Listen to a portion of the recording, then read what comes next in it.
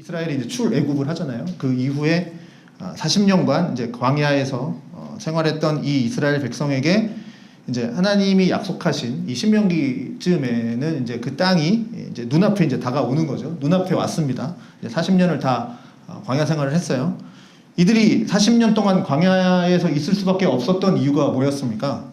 정탐꾼들이 불평 섞인 보고를 했고요. 또 그 말을 이스라엘 백성들이 들었고요.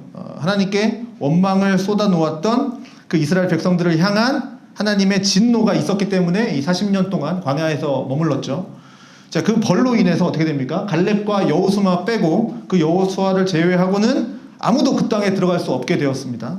그러니 지금 이 약속의 땅에 들어가기 바로 전 사람들은 어떤 사람들입니까? 그들의 후손입니다. 후손들이죠. 이 후손들에게 필요한 것은 뭡니까? 지난 40년간의 하나님께서 이스라엘 백성들에게 어떤 말씀을 주셨는지, 또 어떤 약속을 해주셨는지, 또 그들의 조상은 어떻게 살았는지, 또 자신들은 어떻게 살아야 하는지를 이 후손들은 모르잖아요. 그것들을 깨닫고 지난 일들을 이제 기억해야만 하는 거죠. 그래서 모세가 이 약속의 땅에 들어가기 전에 다시 한번 마지막으로 전하는 말씀, 설교하는 말씀을 전합니다. 그게 이제 신명기의 중요한 내용이죠. 총 3번의 설교로 이루어져 있지 않습니까? 그래서 오늘 11장 8절에 좀 보면, 그러므로 너희는 내가 오늘 너희에게 명하는 모든 명령을 지키라, 이렇게 모세가 말씀을 하는 거예요. 자, 그러므로라고 이제 시작을 하고 있으니까 앞에 이야기가 받아서 그러므로 되는 거 아닙니까? 그러니까 1절부터 7절까지에 나오는 이야기가 뭐냐면, 여호와께서 봐라, 애굽과 그 다음에 애굽의 그 바로 왕에게 행하신 큰 이적과 큰 기사, 그러니까 10가지 그런 재앙이었겠죠. 그 다음에 또 홍해 바다를 가르시고 또 애굽의 군대를 그 홍해 바다에 수장시킨 놀라운 기적들, 또 광야 40년 동안 나타내신 그 놀라웠고 큰 일들, 이러한 것들을 쭉 1장부터 7절까지 말씀을 하면서, 자, 여호와께서는 너희들에게 이렇게 크고 위대한 일을 행하시는 하나님이시니 하나님께서 당신의 자녀들을 이렇게 버려두지 않으시고 원수로부터 구원하시는 하나님이다. 과거에 그렇게 했다. 자, 그래서 그 말을 한 후에 그 다음에 이제 8절에 그러므로 너희는 모든 명령을 지켜라, 이렇게 지금 말씀을 하는 겁니다.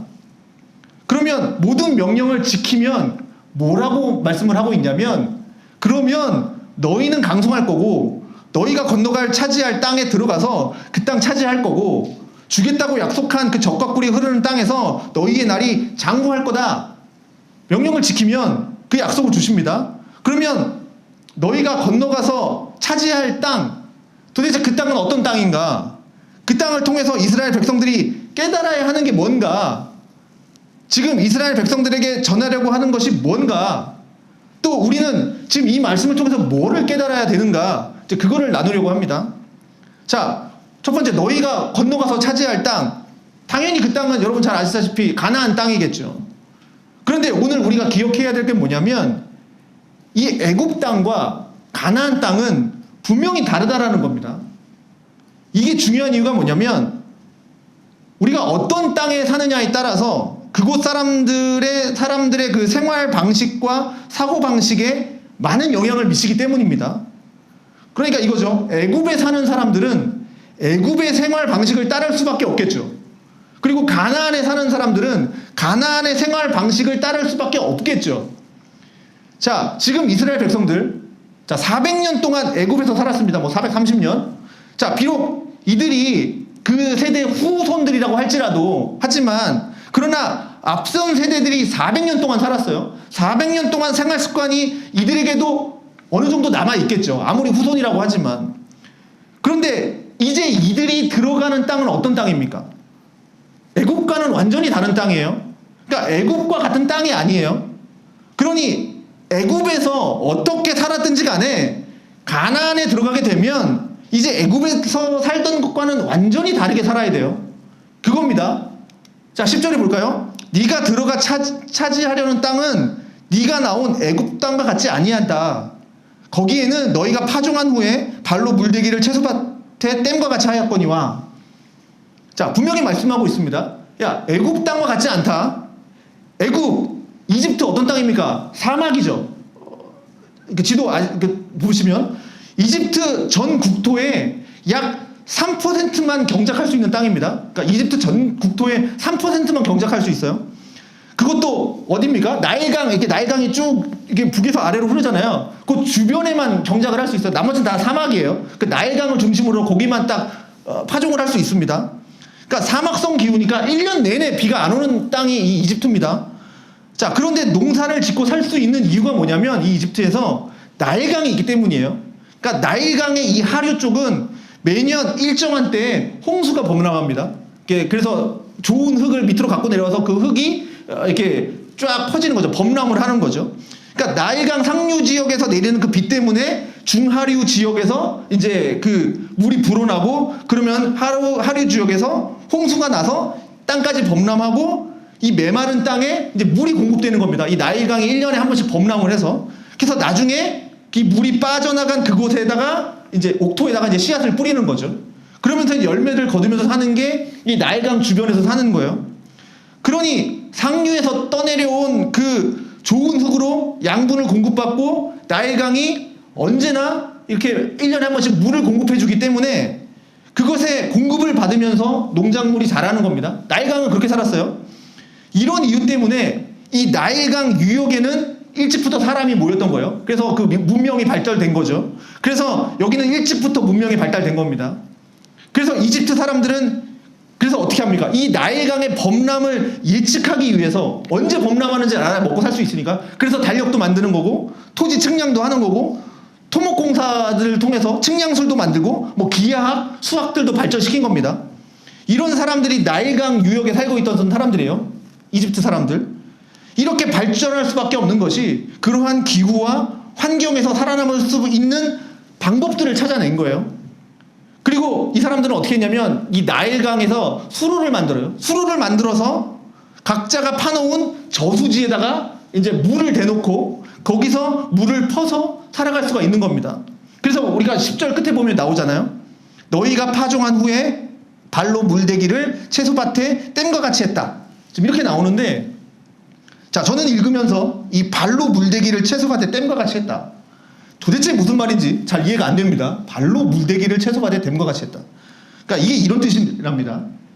애굽은 아까 얘기했듯이 나일강을 통해서 이제 수로를 정비하는데 발로 이게 발로 밟아서 물이 흘러가는 길을 만들고, 그러니까 밟아서 이제 물이 흘러가는 길을 만들고 또 발로 밟아서 그러니까 여기는 막고 여기는 이렇게 가게 하고 그렇게 발을 통해서 그 물길을 만들어냈다. 채소밭에 물길 이렇게 만들어냈다라는 것이 되고요. 또 하나는 발로 밟아서 이렇게 우리 옛날에 물레방아 돌리듯이 발로 이렇게 막 밟으면 물레방아 돌아가잖아요. 그것처럼 그런 도구를 발로 밟아서 돌리면서 물을 끌어서 물길을 만들었다라는 거예요. 그 당시 벌써 그런 기술들을 이용하면서 물을 끌어서 농사를 했다라는 겁니다. 그러니까 발로 물을 댄다라는 거죠. 얼마든지 물을 끌어다가 쓸 수 있는 그러한 환경이라고 하는 겁니다. 자, 그러면 애굽 사람들의 생활 방식이 가져다주는 그 사고방식은 뭘까? 나일강이 범람하고 그래서 땅이 비옥해지고 그러면서 그 물을 자기들이 기술을 통해서 그 물을 가져다 쓰고 그렇게 농사를 짓고 살아갈 때에 가지게 되는 이들의 사고방식이 뭐냐면 내 힘으로 농사를 짓는다라는 거죠. 그러니까 내 수고, 내가 물길 대고, 내가 이렇게 뭐 만들고, 그래서 내 노력, 내가 발로 밟아서 물 끌어오고, 내가 공사해서 수로 만들고, 내가 노력해서 저 강에 있는 물 끌어들여서 내가 농사 짓는다. 그러니까 즉 이렇게 우리가 먹고 살 수 있는 건 뭐예요? 나의 힘이다, 내 수고다, 내 노력이 있기 때문이다. 그 사고방식이 지금 애굽의 사람들의 사고방식이었던 겁니다. 그러니 그 마음속에 뭐가 있는 겁니까? 내가 할 수 있어. 교만함이죠. 내가 무엇이든지 내가 수고하고 노력하면 얻을 수 있어 라는 생각을 갖게 하는 겁니다. 이게 애굽의 사고방식이에요. 이게 이집트의 사고방식이고 그 땅에 살아가는 사람들의 생활 방식이에요. 이러한 방식은 세상 사람들, 지금 우리가 살고 있는 이 세상 사람들의 사고방식과 비슷하죠. 세상의 정욕과 세상의 재물과 세상의 성공과 이런 것들을 내가 노력하면 노력한 대로 얻을 수 있다. 그러한 사고방식, 그런 방식으로 사는 것. 그래서 이 세상의 사고방식, 세상의 생활방식과 너무나 지금 유사한 삶을 사는 것이 애굽에서의 삶의 모습입니다. 그러니 이 사람들은 무엇을 쳐다봅니까? 이 애굽 사람들은 뭐 쳐다보겠어요? 강만 쳐다보는 거죠. 이들에게 필요한 건 강이에요. 그래서 이들에게 하나님은 누굽니까? 나일강이에요. 이들에게 있어서 생명의 원천은 나일강이에요. 그 강이 있는 이상 우리는 살 수 있는 거예요. 그리고 그 강이 있는 이상 우리는 수고를 통해서, 노력을 통해서 얼마든지 살 수 있는 거예요. 이것이 그들이 살아가는 생활 방식, 그들의 사고 방식이에요. 그런데 11절과 12절을 볼게요. 너희가 건너가서 차지할 땅은 산과 골짜기가 있어서 하늘에서 내리는 비를 흡수하는 땅이요, 네 하나님 여호와께서 돌보아 주시는 땅이라. 연초부터 연말까지 내 하나님 여호와의 눈이 항상 그 위에 있느니라. 자, 이제 이스라엘 백성들이 들어가게 될 이 가나안, 그러니까 팔레스타인 지역, 이 땅은 애국과 다른 땅입니다. 이 땅은 작은 땅이지만 이 작은 땅 안에서도 각각의 땅을 가지고 있어요. 자, 북쪽은요, 이 갈릴리 호수 지역, 갈릴리 호수 지역은 비옥한 평야가 있고요, 여기에는 중요한 곡창지대가 있고요, 거기서 또 내려오면 저 중간에는 고원지대입니다. 목축하기 좋고요. 또 거기서 더 내려오면 남쪽으로 오면 사막지역입니다. 그런데 애국과 다른 점이 있다면, 이 사막지역에 애국과 다른 데가 있다면 물을 끌어들일 만한 강이 없어요. 자, 갈릴리 호수에서 사해까지 가는 저 가운데 요단강이라고 있지만, 그러나 이 계곡이 너무 깊어요. 계곡이 너무 깊고, 그리고 아시다시피 여기는 수평선보다 더 아래죠. 그래서 물을 끌어올리는 것 자체가 힘든 지역입니다. 자, 그래서 농사할 때 그 필요한 물들, 또 유목하면서 필요한 물들, 또 일상생활하면서 필요한 물들, 이러한 물을 이집트처럼 그렇게 나일강을 통해서, 수로를 통해서 끌어들이는 땅이 아니에요. 그렇게 할 수 없는 땅이에요. 그러면 이 땅에서 물을 어디서 얻을 수 있겠습니까? 여기서는 하늘에서 내려오는 물만 바라보게 되는 거죠. 그러니 이 땅에서는 하나님이 하늘에서 때를 따라 비를 내려주셔야지만 살아갈 수가 있는 땅입니다. 이 땅은. 그러니 애굽에서 나일강을 쳐다보면서 살았다면 이 가나안 땅에서는 어딜 봐야 돼요? 하늘만 봐야 돼요. 하늘에서 하나님이 비를 내려주셔야 되니까. 그러니 이 땅은요, 젖과 꿀이 흐르는 땅, 젖과 꿀이 흐르는 아름다운 땅이라고 하지만, 그 젖과 꿀이 흐를 수 있는 아름다운 땅이라는, 아름다울 수 있는 이유는 그들이 하나님을 바라보면서 살 때, 그래서 하나님이 때에 따라서 비를 내려주실 때 그때 살아갈 수 있는 땅이 되는 겁니다. 그러면 이렇게 살아갈 땅이 다르다라는 것은 그들의 생명의 원천이 다르다라는 거예요. 애굽에서의 생명의 원천이 강이었다면 더 이상 여기서는 강을 의지하면서 살 수가 없는 땅이에요. 이들의 생명의 원천은 어디입니까? 이들의 복의 원천은 어디입니까? 바로 하늘의 하나님입니다. 그래서 이 땅은 하나님을 바라보게 하는 땅, 신앙을 갖게 하는 땅, 믿음으로 살아가게 하는 땅, 기도하지 않는 자가 자기 힘으로 살 수 있다라고 하는 자가 자기 힘으로 내가 살 수 없구나 라는 것을 깨닫고 하나님만 바라보며 기도하게 하는 땅이라는 거예요. 바로 그 땅이 이제 이스라엘 백성들이 들어가서 차지하게 될 땅이에요. 그리고 그 땅의 모습이라고 하는 겁니다. 그래서 이스라엘 백성들이 살아가야 할 땅은 애굽이 아니라 이 가나안 땅이에요. 마찬가지로 우리가 살아가야 할 영적인 땅이 어디입니까? 애굽이 아니에요. 이러한 가나안 땅입니다. 이제 우리가 살아야 할 땅이고요, 우리가 살아가야 할 땅이에요. 이 가나안 땅이. 애굽은 어떤 곳입니까? 하나님 없는 곳이에요. 내가 하나님인 곳이에요. 내가 수고해서 내가 얻으면 되는 곳이에요. 그래서 항상 중심은 나였어요. 그러면서 그 사람들은 그러한 자긍심을 가지고 그렇게 열심히 일하고 그러면서 자기 것을 채우다가 마지막에 죽는 겁니다. 이게 애굽 사람들의 모습이에요. 이런 곳에서 400년 살았고요. 그리고 그 습관이 그 후손들에게 그대로 물려와서 40년 동안 광야에서 살았던 사람들이 이 사람들이에요. 이 사람들에게 지금 모세가 얘기하는 거죠. 너희가 들어가서 차지하게 될 그 땅은 이제 그런 방식으로 살아가서는 안 된다. 그러면 그 땅에 가서 그러면 아무도 일하지 말고 하늘만 쳐다보라는 말입니까? 그것도 아니겠죠. 그 땅에 들어가서 이제 열심히 일해야 됩니다. 씨도 뿌려야 되고요, 밭도 일궈야 되고요, 목장도 만들어야 되고요, 과수도 심어야 되고요. 그래서 열심히 일해야 됩니다. 그런데 그렇게 열심히 일하지만 정말 필요한 게 뭐냐? 바로 하늘을 바라보는 거예요. 즉 하나님께서 때를 따라 비를 내려주실 것을 구하는 것. 비 내리는 것을 내 힘으로 할 수 있는 건 아니지 않습니까? 강이 있어서 그 강에다가 수로를 대서 오늘 내 밭에 물을 대는 건 내 힘으로 하면 되는 거지만, 그래서 내 발로 내 채소밭에 물을 대면 되는 거지만, 그러나 지금 여긴 강이 없는 곳에서는 하늘에서 비를 내려주지 않는 이상은 물이 나올 수가 없는 그곳. 그러니 여기서는 내 힘으로 할 수 있는 것은 하나님만 바라보는 거예요. 그것밖에 없습니다. 하나님이 채워주시지 않으면 안 되는 땅, 그 땅에서 사는 겁니다. 그러니 열심히 일을 하지만 정말 바라보는 것은 뭐예요? 내 수고, 내 노력이 아니라 하나님을 바라보는 그 믿음으로 살아가는 겁니다. 그래서 이 땅은 다른 땅인 거예요. 그래서 하나님만 쳐다보면서 만드는 이 땅, 여기서 하나님이 주신 모든 명령을 지키는 것, 그리고 그 명령대로 행하면서 사는 것이 바로 이 땅에서 살아갈 수 있는 방법이고 이 땅을 살아갈 수 있는 유일한 길이라는 겁니다. 여기에서 하나님을 바라보지 않는 것은 어리석은 일인 거죠. 이렇게 하나님의 말씀에 청종하고 하나님의 말씀에 순종하고 하나님의 명령에 행하는 자에게 주어지는 복이 뭡니까? 바로 이거죠. 여호와께서 너희 땅에 이른 비 늦은 비를 적당한 때에 내리시리니 너희가 곡식과 포도주와 기름을 얻을 것이요 또 가축을 위하여 들에 풀이 나게 하시리니 네가 먹고 배부를 것이다. 자, 이게 하나님의 약속입니다. 그러니까 말씀을 주의 깊게 청종하고 말씀을 다해 하나님을 섬기면 이 땅은 풍요와 안식의 땅이 될 것이다. 그 약속을 해주시는 겁니다. 하나님의 축복은 그저 많은 비, 그냥 계속 비를 내리게 해주시는 것이 아니라 때에 따라 비를 내려주시는 겁니다. 그저 많은 비만 내리면 뭐 하겠습니까? 주구장창 비만 내리면 뭐 하겠습니까?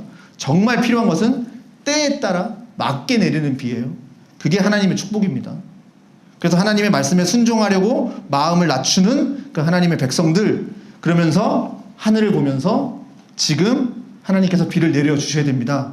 지금은 하나님께서 뜨거운 햇빛을 내리쳐 주셔야 됩니다. 지금은 하나님께서 선선한 바람을 불게 해주셔야 됩니다.